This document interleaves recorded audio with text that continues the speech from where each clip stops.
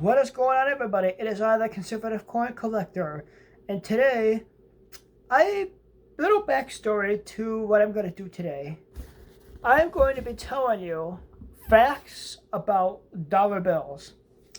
I've showed you my dollar bill collection many a time in my binder, and I pulled a dollar bill out today because this is what I'm going to use for the facts that I have for you.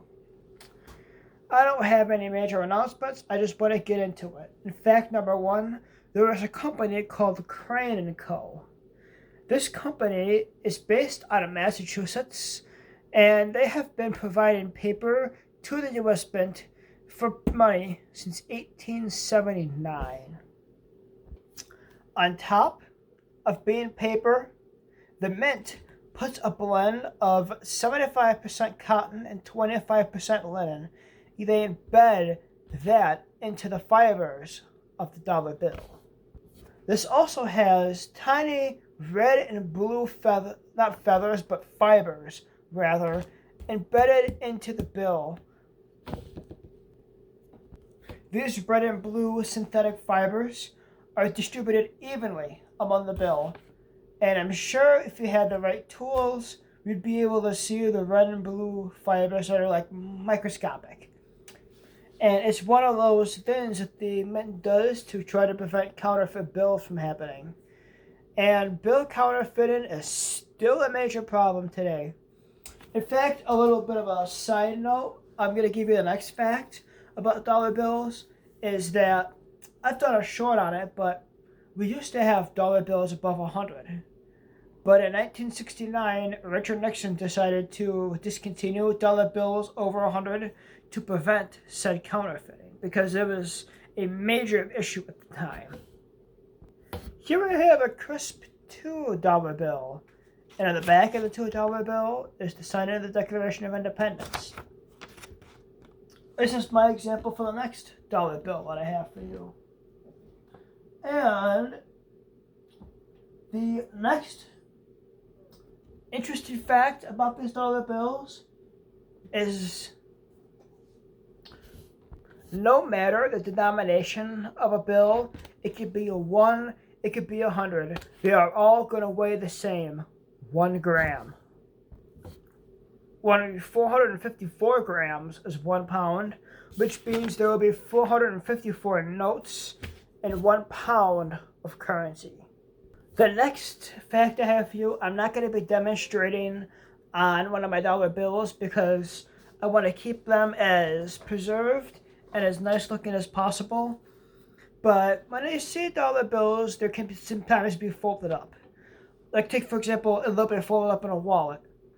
But let's say you folded a dollar bill like I fold a coin flap. Fold, and then let's say you backwards fold that dollar bill. Back and forth, back and forth, back and forth. If you did that 4,000 times, that dollar bill would tear. But it takes folded it 4,000 times back and forth to tear a dollar bill.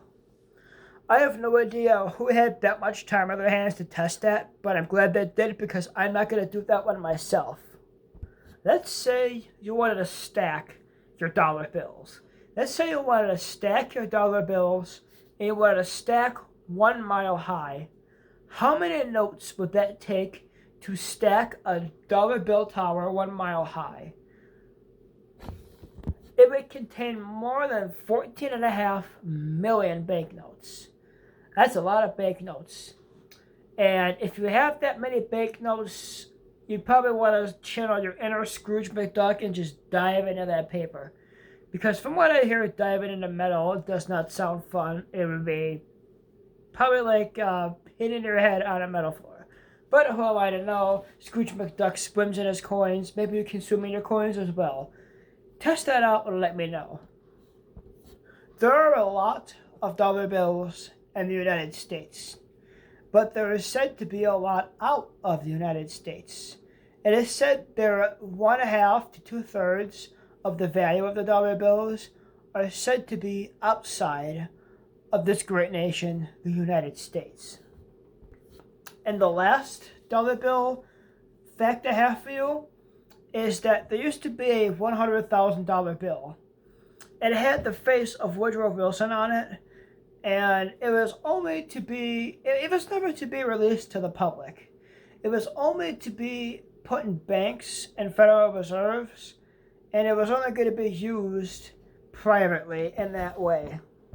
Yeah, because banks and governments could find a use for a $100,000 bill. Imagine buying a $100,000 car with a $100,000 bill today. That just boggles my mind how that in the 1930s there was a $100,000 bill.